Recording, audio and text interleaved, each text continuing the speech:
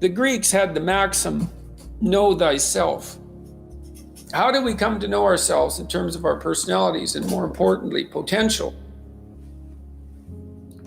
Well, one of the first ways to come to know yourself is to understand that you don't. You can learn to kind of watch yourself like you're watching a stranger, but you have to adopt a position. It's a position of radical humility, I would say. Humility in two senses. So one sense would be the humility of recognizing your ignorance. So you have to understand that you don't know who you are. And that's not easy to understand because you think you know. But then, you remember you can't control yourself very well. You're not very disciplined. You're full of flaws. Maybe you don't know yourself as well as you think. But it's hard to get low enough to understand how deeply it is the case that you are ignorant about who you are. Now, there's an upside to that too, which also is that you're also ignorant about who you could be. And so the discovery of that, is some reward for the horror of determining who you actually are. And then I would say, well, then you watch yourself. You watch yourself like you're watching a stranger. You watch what you say and you listen. And you think, well, what sort of person would say that? And how am I reacting emotionally when I'm communicating in that manner? Is that making me feel stronger or weaker? Is it filling me with shame? Is it helping my confidence? Am I laying out a lie? Am I deceiving myself and other people? Am I adopting this personality at parties that is designed to impress and to amuse, and it comes across as nothing but self-centered narcissism? What are my dark fantasies? What are my aggressive fantasies? What is it that I'm willing to do? What am I interested in so that I'll spontaneously pursue it? What do I procrastinate about and why? What am I unwilling to do? What do I think is good? What do I congratulate myself for accomplishing? And what do I berate myself for failing to confront and to implement? Those are all incredibly complicated questions, and you don't know the answers to them. So that's a start. And then in terms of potential, well, you'll discover a little bit more about your potential as you discover who you are, especially the darker parts of yourself, because then you discover your potential for mayhem. There's some real utility in that.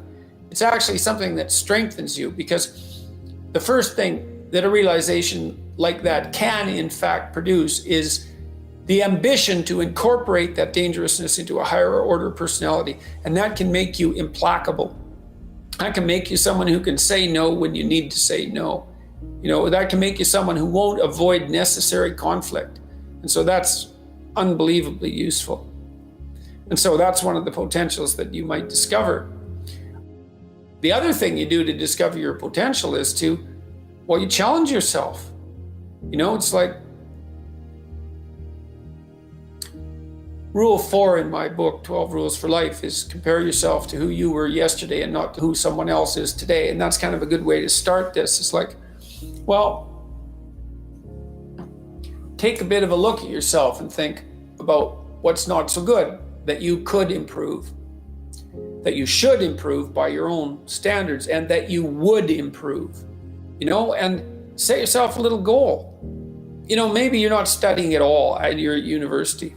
Or maybe you're at work and you've got this stack of paper there, and you haven't looked at that damn stack for like a month, and you know that you should be. And you're bothering yourself at night because you're avoiding that. You think, I've avoided that stack of paper completely for 1 month. I'm quite a coward when it comes to whatever snakes might be hidden in that stack of paper.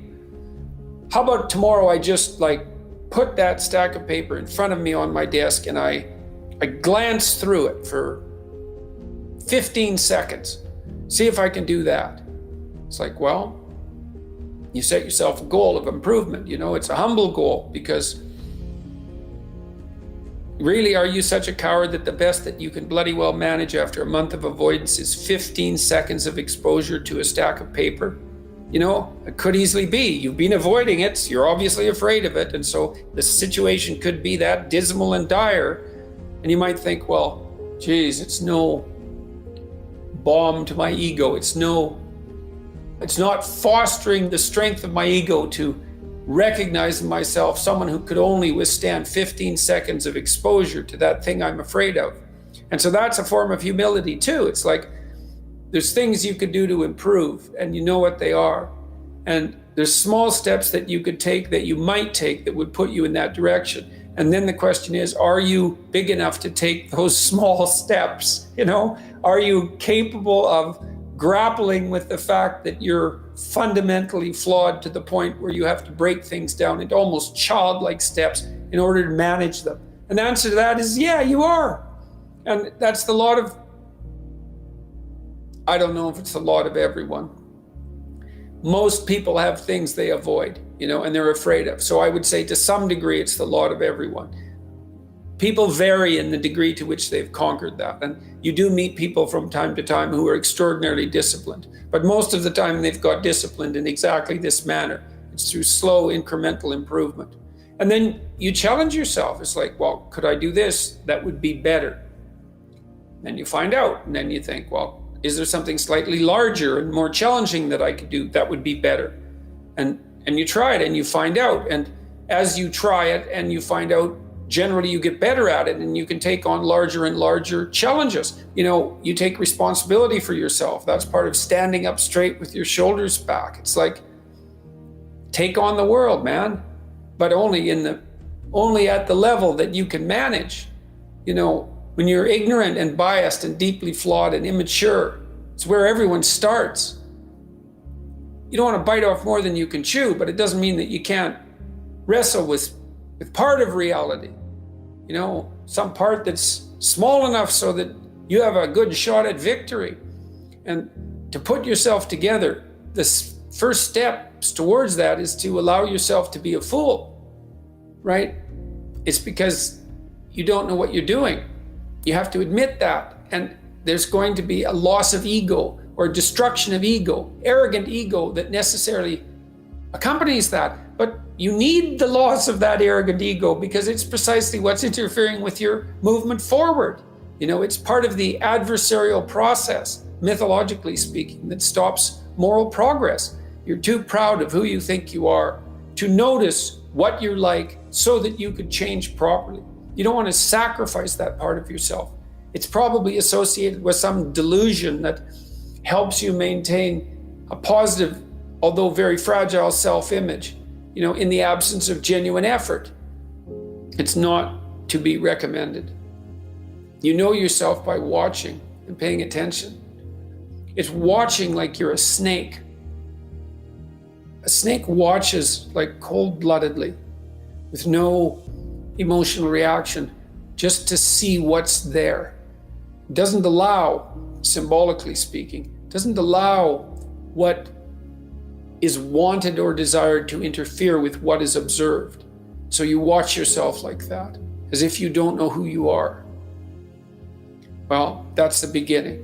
And then you challenge yourself continually to see how far past yesterday you can push today and tomorrow, and to continually experiment with expanding the domains not only of your competence, but of your ability to increase that competence. And the upper limit to that is proportional to the moral effort that you put into it.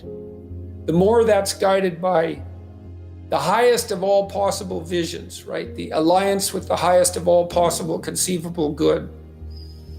And the more it's accompanied by truth in speech and action, the more you will develop your potential. And you also, I suppose, have to be willing to undertake that as an adventure, because it's a hell of a thing to bear that kind of responsibility.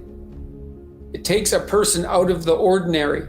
It takes them out of themselves. And there's an alienation and an isolation that goes along with that, and a great sorrow, all of that together. But there's deep meaning to be had in it, and there isn't anything better that you can do. So that's the answer to that question.